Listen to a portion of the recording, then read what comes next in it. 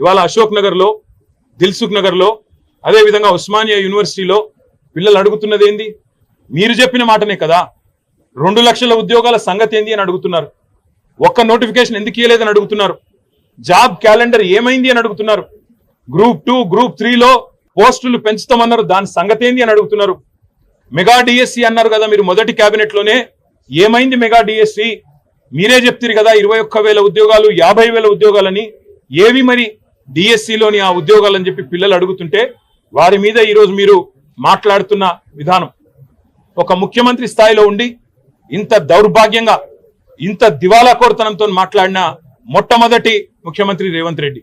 ఎంత నిర్లక్ష్యంగా, నిర్లజ్జగా, అసలు మోతీలాల్ అంటే ఆయనే ఉద్యోగాలే రాస్తలేడు, ఆయన కూడా నిరాహార దీక్ష చేస్తున్నాడని చెప్పి ఇవాళ మోతీలాల్ అనే తమ్ముణ్ణి అవమానించే విధంగా, గ్రూప్స్ కు ప్రిపేర్ అవుతున్న తమ్ముణ్ణి అవమానించే విధంగా మాట్లాడడం.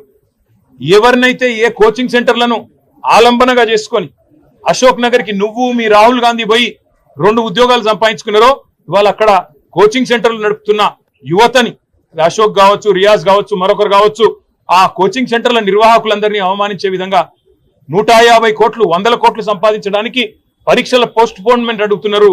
వాళ్ళ కోసం, వాళ్ళ స్వలాభం కోసం పాకులాడుతున్నారని చెప్పి వాళ్ళను అవమానించే విధంగా మాట్లాడడం. అందుకే ఇవాళ తెలంగాణ యువత బగ్గుమంటున్నది. ఎన్నో ఆశలతో కాంగ్రెస్ ప్రభుత్వం 2 లక్షల ఉద్యోగాలు మొదటి సంవత్సరంలో ఇస్తదని చెప్పి ఏ యువతనైతే మమ్మల్ని దించి మిమ్మల్ని గద్దెనెక్కించిందో, ఈరోజు అదే యువత నిన్ను ప్రశ్నిస్తున్నది. ఆశల వాతావరణాన్ని కల్పించే ప్రయత్నం చేసినారు.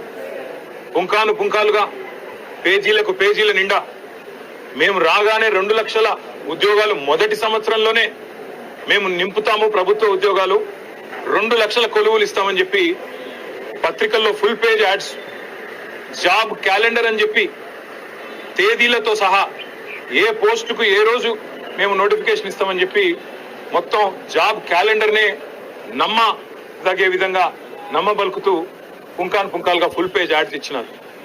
ఈరోజు మొదటి సంవత్సరంలో 2 లక్షల ఉద్యోగాలు ఇస్తామని చెప్పిన కాంగ్రెస్ పార్టీ తమ ఉద్యోగాలు అయితే తెచ్చుకున్నారు. 2 రాజకీయ నిరుద్యోగులు, ఒక ఆయననేమో ముఖ్యమంత్రి అయిండు, మరొక ఆయననేమో జాతీయ స్థాయిలో ప్రధాన ప్రతిపక్ష నాయకుడు అయిండు. కానీ తెలంగాణలో ఇస్తానన్న 2 లక్షల ఉద్యోగాలు మాత్రం ఇంతవరకు అతి లేదు, గతి లేదు. ముఖ్యంగా ఒక్క నోటిఫికేషన్ కూడా ఈ రోజు వరకు 7 నెలల్లో ప్రభుత్వం ఇవ్వలేదు. ఒక ఉద్యోగం ఇవ్వాలంటే మొదలు నోటిఫికేషన్ ఇవ్వాలి, ఆ తర్వాత పరీక్ష పెట్టాలి, ఆ తర్వాత అవసరమైతే ఇంటర్వ్యూ, ఆ తర్వాత ఎంపిక. కానీ ఈ రోజు వరకు ఈ కొత్త ప్రభుత్వం వచ్చిన తర్వాత, కాంగ్రెస్ ప్రభుత్వం వచ్చిన తర్వాత ఒక్కటంటే ఒక్క నోటిఫికేషన్ కానీ, ఒక్కటంటే ఒక జాబ్ కానీ ఇయ్యని మాట వాస్తవం. ఒక్క ఉద్యోగం కూడా ఈ రోజు వరకు ఈ ప్రభుత్వం ఇవ్వలేదు. ఇవాళ అశోక్ నగర్ లో, దిల్సుఖ్ నగర్ లో, అదే విధంగా ఉస్మానియా యూనివర్సిటీలో పిల్లలు అడుగుతున్నది